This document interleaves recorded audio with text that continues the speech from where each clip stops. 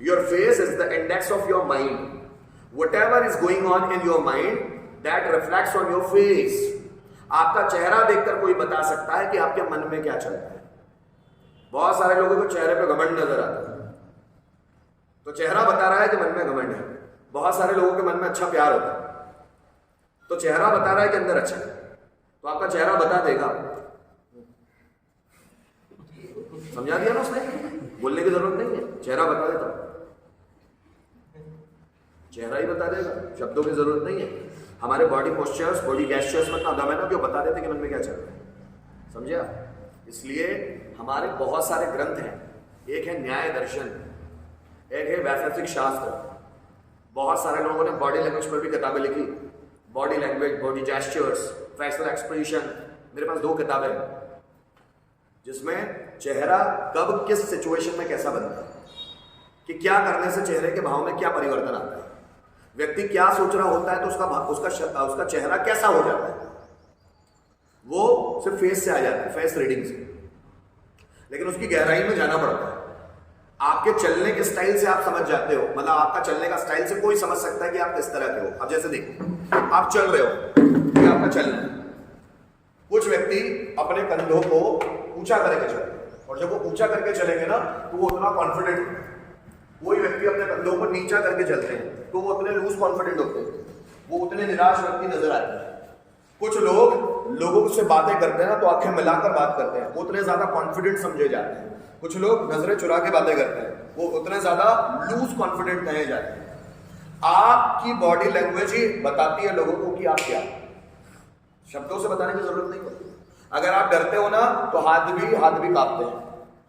अगर आप डर रहे हो, कॉन्फिडेंस लूज है, तो आप जो हाथ है ना उसमें भी दम नहीं आता मिलाने। जस्ट फॉर एग्जाम्पल, जैसे जब आप किसी से हाथ मिलाओ ना तो हाथों में पकड़ होनी चाहिए। हमारी हाथों में पकड़, गहरी पकड़, और जो वो गहरी पकड़ होगी ना तो व्यक्ति कॉन्फिडेंट लगता है। बहुत सारे लोग हाथ भी मिलाते हो तो ऐसे मिलाते, तो समझ लेना इस व्यक्ति में दम नहीं है, इसका कॉन्फिडेंस लूज है। कॉन्फिडेंस हाई है।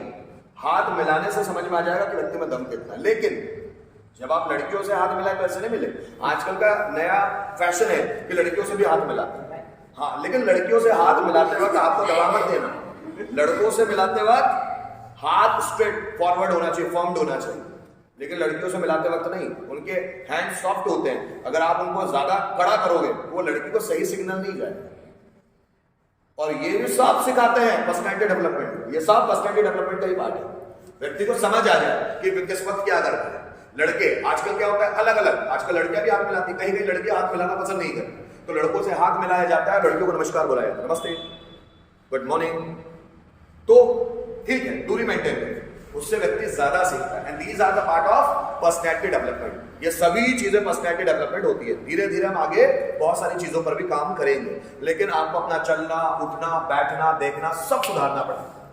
तभी तो आपकी पर्सनैलिटी में अट्रैक्शन आएगा, तभी तो लोग आपकी पर्सनैलिटी से जुड़ेंगे, तभी तो आपसे बात करना शुरू करेंगे, तभी तो आपसे इंप्रेस होंगे लोग। और इंप्रेस होने का जरिया मैं आपको सच बता रहा हूं, कोई अच्छी चीजें पहनने से कोई आपसे इंप्रेस नहीं होगा। कि आपने अच्छे कपड़े पहन लिए, शूज पहन लिए, अच्छी हेयर स्टाइल बना ली, कुछ नहीं होता। ये सब बाहरी चीज है।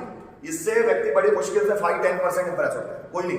अंदर की क्या क्वालिटीज है उससे ज्यादातर लोग आपसे इंप्रेस होते हैं। अंदर क्या है व्यक्ति में, उसका कॉन्फिडेंस कैसा है, उसका नेचर कैसा है, उसका कम्युनिकेशन कैसा है, बातचीत कैसी है। तो ये सब चीजें इंप्रेस करने के लिए जरूरी है, और इसी चीजों का फर्क पड़ता है। चलो अब पढ़ना शुरू करते हैं।